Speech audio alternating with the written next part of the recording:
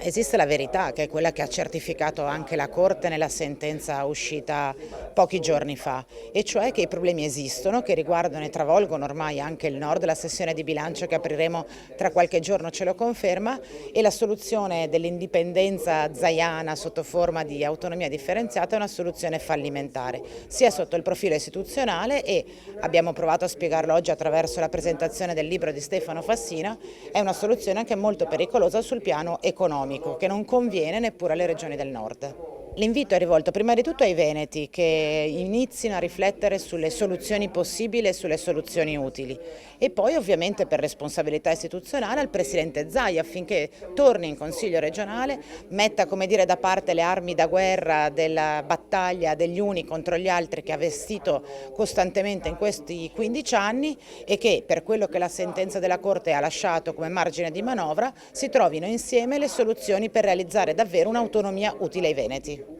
Perché l'autonomia differenziata fa male al nord?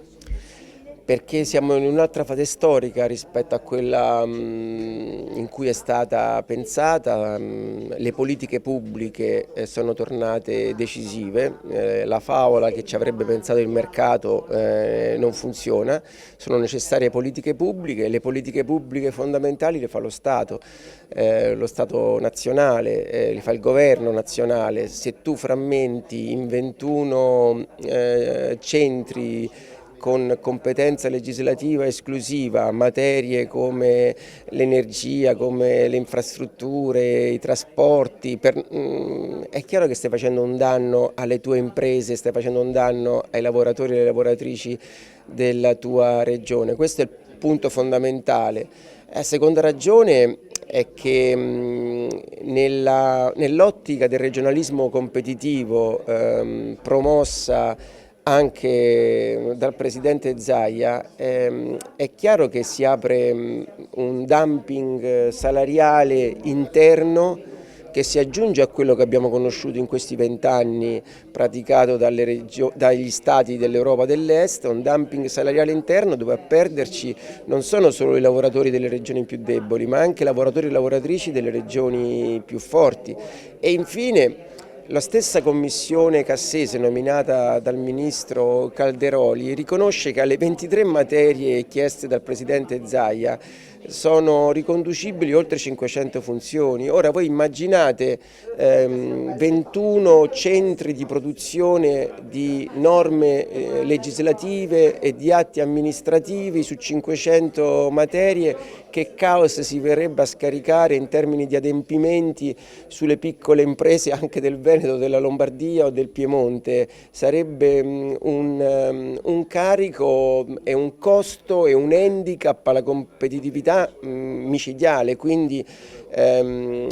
ci sono appunto ragioni economiche, al di là degli aspetti costituzionali messi in evidenza dalla Corte, ci sono ragioni economiche per riconoscere che quell'interpretazione estrema dell'autonomia differenziata fa male anche al nord. Va affrontata l'evidente questione settentrionale che c'è, un impoverimento del lavoro e delle classi medie anche del Veneto, anche della Lombardia, anche del Piemonte, dell'Emilia Romagna, ma le risposte devono essere diverse e vanno costruite in una chiave cooperativa.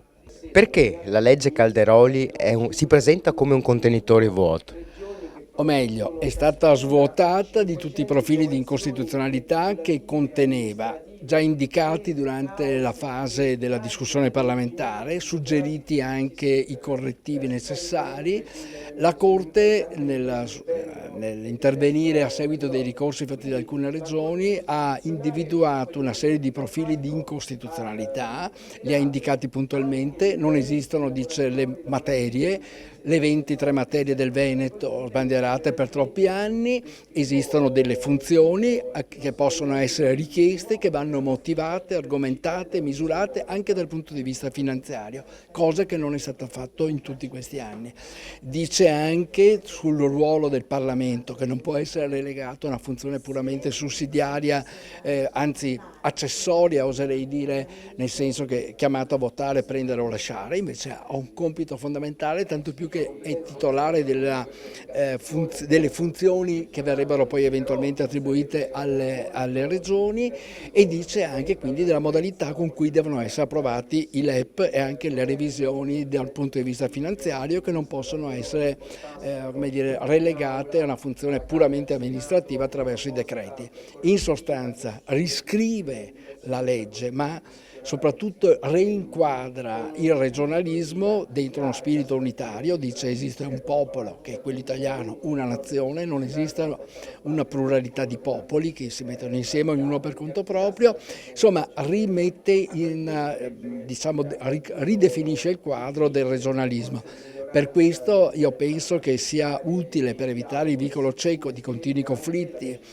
che si genererebbero inevitabilmente fra territori, che sarebbero deleteri non solo per le nostre istituzioni ma anche per l'economia del nostro paese, provare a riscrivere una pagina fondamentale del regionalismo. Oggi il regionalismo, così come ce l'abbiamo, non funziona, va riscritto, potenziato, perché non c'è ombra di dubbio che questa sia una necessità, ma va fatto dentro quella cornice che ha indicato la Corte Costituzionale. Serve il Senato delle Regioni. Io penso che che sia necessario avere un Senato delle Regioni, strumento di cooperazione in cui le regioni concorrono insieme al centro alla definizione delle politiche che riguardano i territori e non solo. E contemporaneamente l'esperienza maturata in questi anni ci dice che esistono funzioni che, più che essere attribuite a singole regioni, possono essere più efficacemente allocate presso tutte le regioni a statuto ordinario, evitando in questo caso anche quella contrapposizione che si è venuta realizzando. La differenziazione eventuale a fronte di un'attribuzione a tutte si misura nella legislazione, nei modelli organizzativi che poi ogni singola regione mette in atto, cioè un salto di scala per evitare un conflitto che dopo tanti anni ci ha portato a essere ancora fermi qua.